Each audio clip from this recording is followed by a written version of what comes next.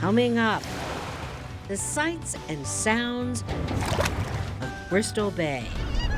When that mysterious urge drives the salmon back to their spawning grounds, fishermen aren't far behind. This is the one thing that has been a constant in all of our lives. Coming to fish is just always part of the routine. Whether it's processing the fish for market, challenge of the catch, We have a fish on! Yahoo! or preserving them for winter, We've been doing it ever since I can remember. why there's no place on earth like Bristol Bay.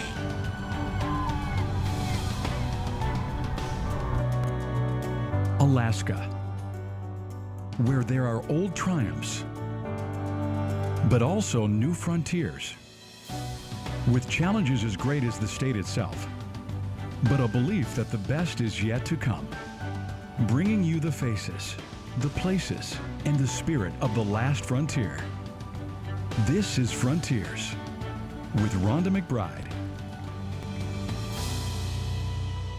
Welcome to Frontiers. In this program, we bring you the best of Bristol Bay, in which we revisit some of your favorite stories from the region. The 4th of July is not a holiday for everyone in Alaska. For fishing families working their nets in Naknek, life, liberty, and the pursuit of happiness has an entirely different meaning. Well, that's what we discovered last summer when we spent Independence Day on the Naknek beach, hanging out with the Weiner family. They started out at 3:30 in the morning, but they wouldn't have it any other way. Rhonda Weiner lives in Anchorage now, but says Naknek smells like home. It's a familiar smell. You just get so used to it when you're here. It's almost sweet. The scent of the salmon clings to the clay soils of the beach and brings back childhood memories. Is it like a family reunion? Oh, it is. Yeah, my mom, she has a saying. She's like, well, when the fish come back, so does my family. You can find plenty of reminders that it's the 4th of July, but for many of the setnetters, this day is more a celebration of the independent spirit families have passed on from generation to generation, like this old cabin on the beach, Weiner family headquarters, every July. It's a special seat. My grandmother sat here, my mother sat here, and now it's my privilege to sit here. You can see other boats coming in and going out. Her mom kept watch on everything. My mother fished for all my life. I think she fished over 50 years. She'd open up the window and yell, "You got gas?" But she'd, yell at people through the window. Rhonda's mom, Betty, and her grandma, Violet, at the same chair. And along with Rhonda's Auntie Carolyn, they were known as the 3 tough moms, matriarchs of a lifestyle that takes a lot of strength and determination. It's a good place to be growing up and for my kids to be a part of. They've been able to pay for college with their fishing money. Rhonda's husband, Paul, heads out to the family's setnet site on Naknek Point, not quite sure what to expect. Activity on the beach has been very slow this 4th of July, normally one of the busiest days of the season. But his daughter Harmony and his son Reese set the nets anyway. Harmony is proud to know the ropes. Both she and Reese hope to take over from their parents someday. Reese and Harmony were taught early on that it's not all about the fish, that the work itself is its own reward, the glue that holds the family together. This one's my husband. This is his Anchorage phone. A family that's about to get bigger. This one is our Go phone because it's waterproof.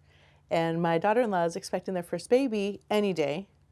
So we have to have this or this on us at all times. Good tide, guys. Good tide. For now, time to refuel. Plenty of comfort food awaits the crew, which returns hungry and ready to strategize about the next opener. We've had better days, but it was nice just to be out on the water. And for Paul, nice to spend time with his kids who now live away from home. You get lots of time out there to talk and just to hang out and just things going on, dreams that they have. the dreams that we have. Oh, that'll be nice. For the Wayners, many good dreams start at the kitchen table. Harmony talks about her plans after college. Reese about the birth of his new son. Paul about spending time with that boy. And their mom? She's a believer in the Alaskan dream. If you're willing to work hard, I think it is achievable. I hope I'm rich in grandchildren, that people are healthy and happy. Simple stuff. I don't dream too much beyond that. And at this table, the conversation never strays too far from fish. Should I check and see what the fisheries report is? The numbers look much better than they did the day before. What's the Kvichak doing? In river estimate, 200,000. Nice.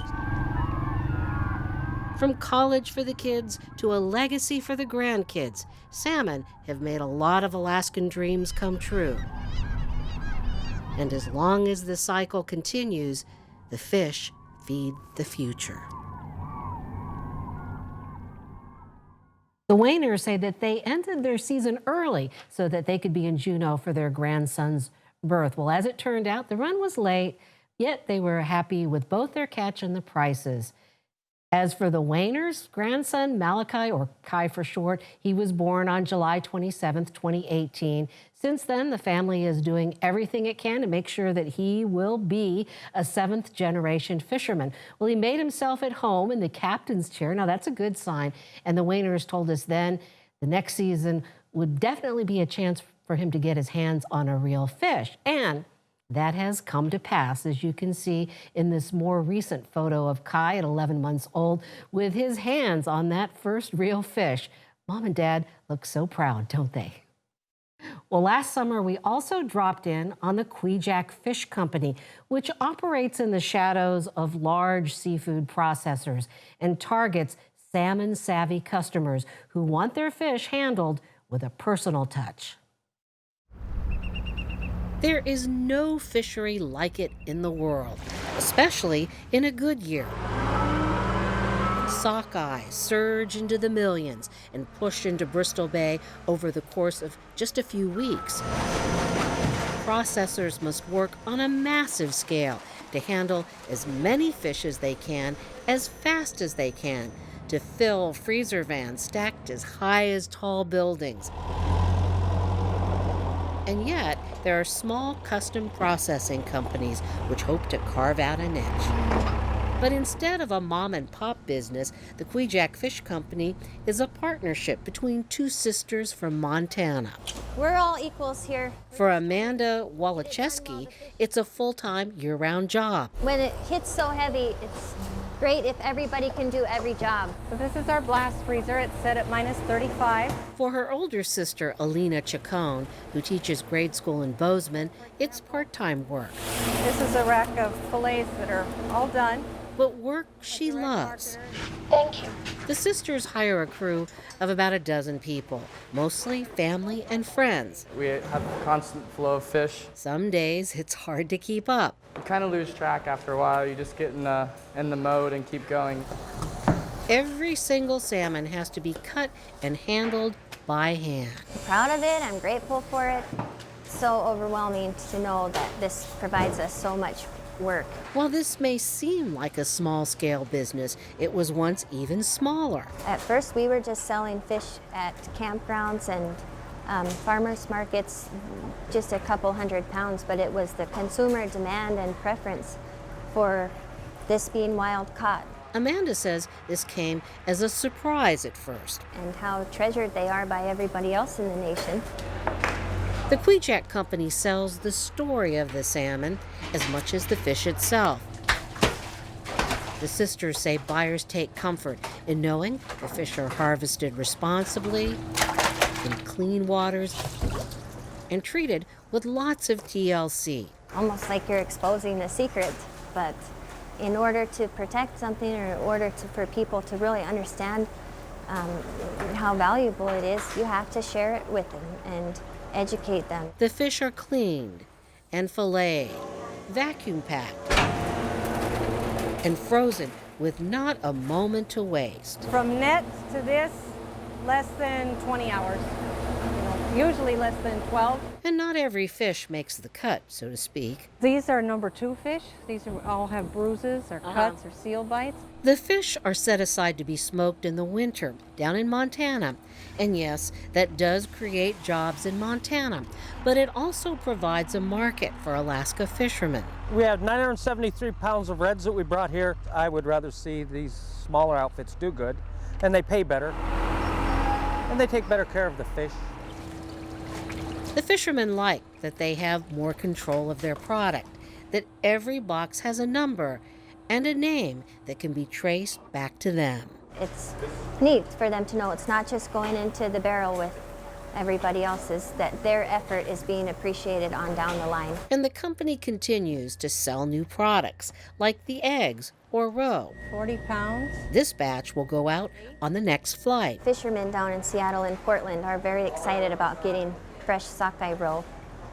They're just real particular about how they want us to handle it and the color. The key is to handle the roe gently. They ask us to only send them ones that the skeins are intact, so all the eggs are still in their pouch. No one said it would be easy to run such a big business on such a small scale on so little sleep. I got a couple hours last night. You're moving, you're constantly on the go, so the days go by real fast. It won't be long before the season wraps up. And then the days of waiting for what the tide brings in will come to an end, and the next season begins again. Coming up, fishing for a future. Give a little flick of that line. There you go, nice. The Bristol Bay Fly Fishing Academy. Why it's not just fun, but also serious business.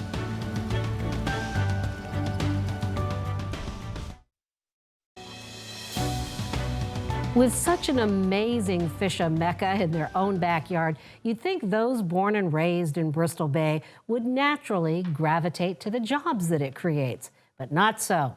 That's why the Bristol Bay Fly Fishing Academy brings students from around the region together to show them the possibilities. Last summer, the academy was held at a lodge in King Salmon on the Naknek River.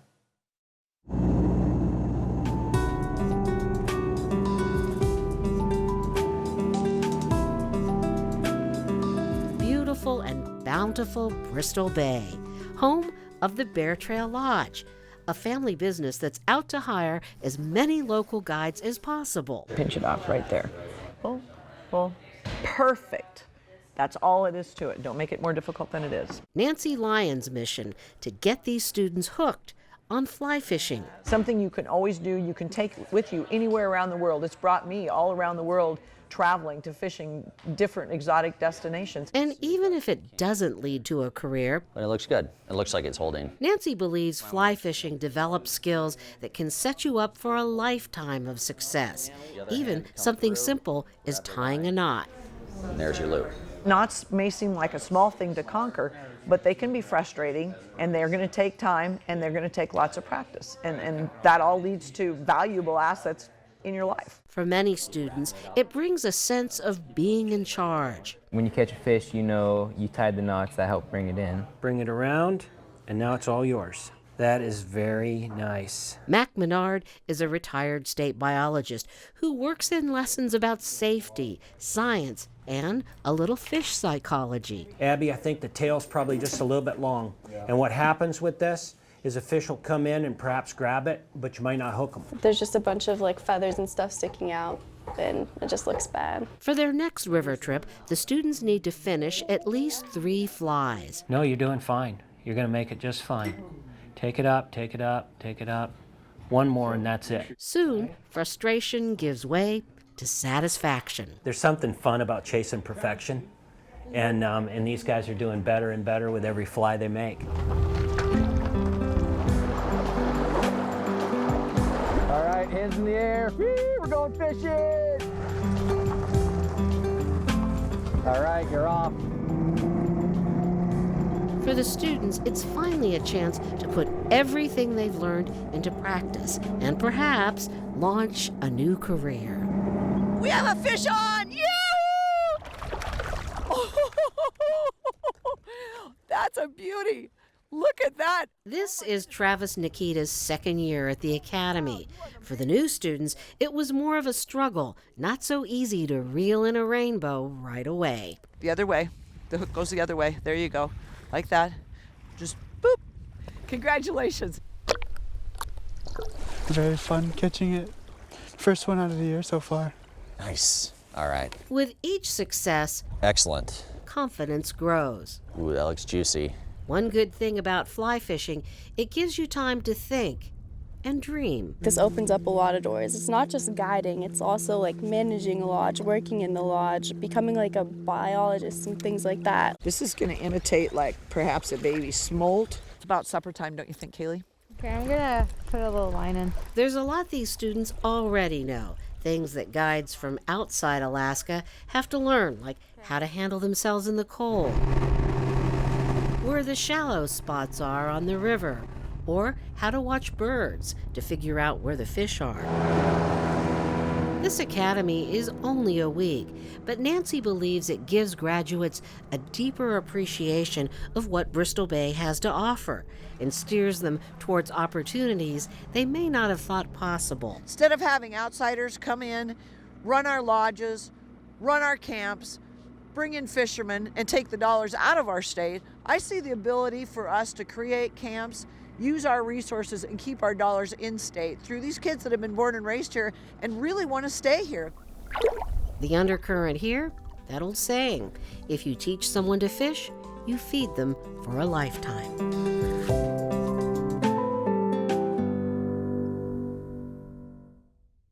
Ahead, we take you to a fish camp on the New Halin River. How many more you need? The gift of the salmon, how it feeds both the body and the soul.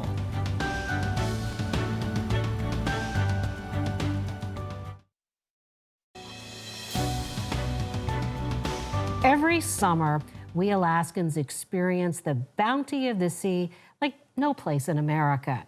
At Lake Clark in Bristol Bay, a massive migration of sockeyes are headed for the streams from whence they came. In the summer of 2017, we followed the red salmon on the last leg of their long journey home on the New Halin River, deep within the Lake Clark National Park and Preserve.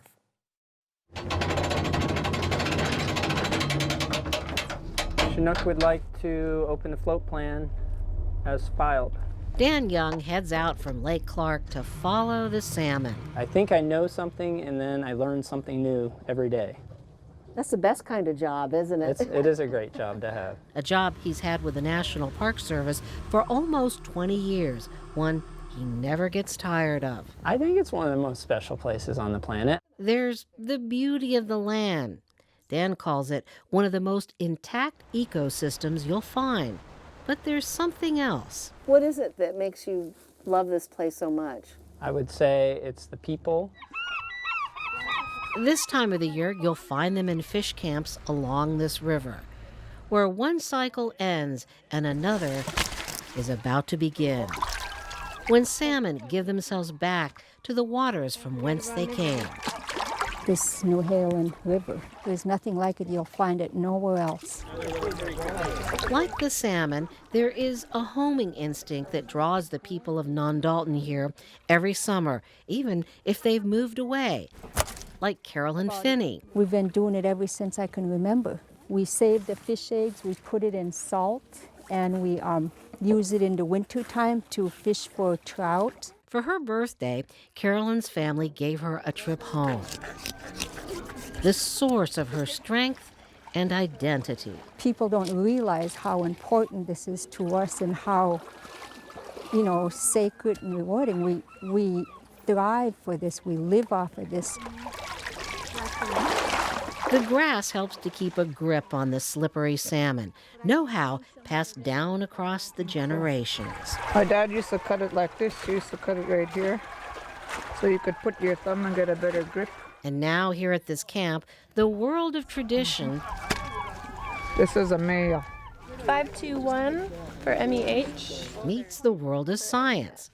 Park Service staffers measure the fish and take samples of the bones inside their ears to determine their age, information that can help protect future runs. Downstream from the camp, there's a fish counting station run by groups of interns who rotate through the summer. Hi. Hello. How are you? Good, how are you? Dan says his interns get real-life outdoors experience. Let's get some of the food. And along with the groceries, Dan brings years of knowledge. You want to come inside our cabin? The locals built this cabin because they felt sorry for the interns who had to do all of their work in tents. Now they have a place to cook and eat and do things like study fish ear bones. The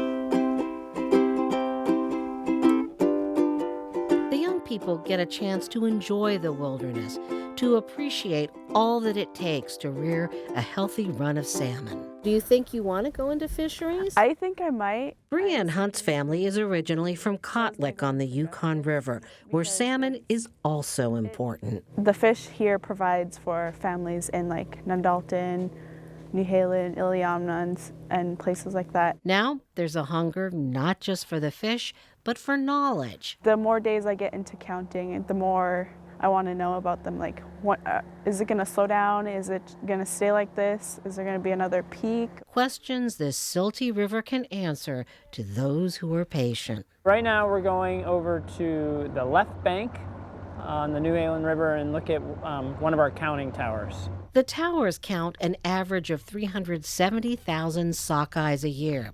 The same methods used since the counts began in the 1950s. I like sharing this with kind of like a new crop of people. They get excited about science. Dan believes small steps can lead to big things. One of the fish counters we are about to meet started out as an intern and is now a paid staffer. Is the turbidity a little worse because of the rain? They were a lot harder to see this morning because it was raining really hard. But now it's cleared up quite a bit. At this point, they're so close to their spawning grounds.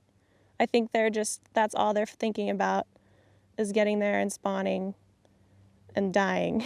Soon, the salmon will turn a deep red, grow snouts and teeth, longer and sharper than sockeyes from other places. In fact, Lake Clark salmon are uniquely adapted to the glacial meltwater that feeds their spawning streams, once thought to discourage reproduction. But scientists have learned that the fish wait until the weather cools and the silt settles down before they venture into those waters. For these interns, the summer will soon be over, along with the salmon's journey, in which some have given themselves up to feed others, while the rest have returned to feed the future.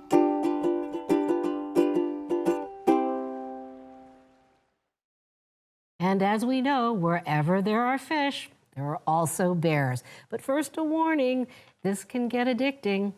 The bear cams at Brook Falls in Katmai National Park are back in business for the summer. You can watch these magnificent creatures live online all day long to your heart's content. Now, this is a favorite place for tourists because you are almost guaranteed to see a bear snag a salmon right from the river.